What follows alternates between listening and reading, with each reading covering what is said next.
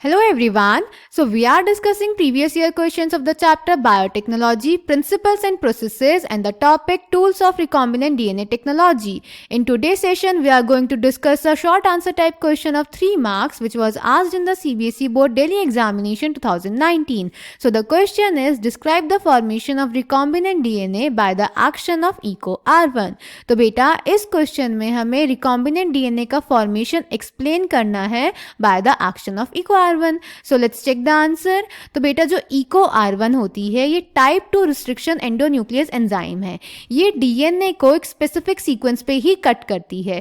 तो ये किसी भी डीएनए में एक स्पेसिफिक सीक्वेंस को रिकॉग्नाइज करेगी जिसको बोलते हैं पैलिंड्रोमिक सीक्वेंस. पैलिंड्रोमिक सीक्वेंस क्या होता है बेटा? पैलिंड्रोम सीक्वेंस वो सीक्वेंसेस होते हैं जो डीएनए के दोनों स्ट्रैंड्स पे सेम रीड करते हैं, keeping the orientation of DNA same. यानी दोनों स्ट्रैंड्स पे हम सेम डायरेक्शन में रीड करेंगे.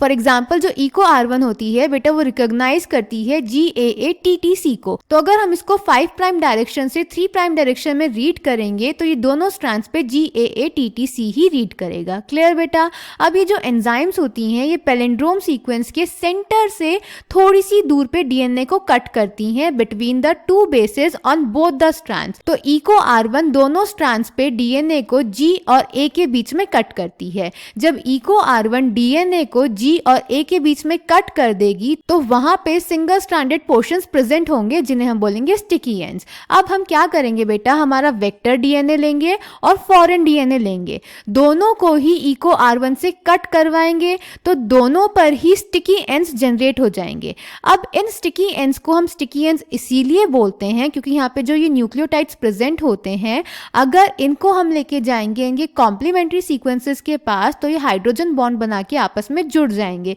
इसलिए इनको स्टिकी एंड्स बोलते हैं. तो जब हम वेक्टर डीएनए और फॉरेन डीएनए के इन स्टिकी एंड्स को पास लेके आएंगे तो बेटा ये हाइड्रोजन बॉन्ड बनाएंगे और डीएनए लाइगेज एंजाइम की हेल्प से जुड़ जाएंगे और इसी को बोलते हैं रिकॉम्बिनेंट डीएनए. तो इस तरह से EcoR1 से हमने रिकॉम्बिनेंट डीएनए बना लिया. क्लियर बेटा? So the answer is EcoR1 recognizes the recognition site on the foreign DNA as well as on the vector DNA. Once it finds a specific recognition sequence, it will bind to the DNA and cut each of the two strands of the double helix at specific points in their sugar phosphate backbones. Each restriction endonuclease recognizes a specific palindromic nucleotide sequence in the DNA. The palindrome in DNA is a sequence of base pairs that reads same on the two strands when orientation of reading is kept the same.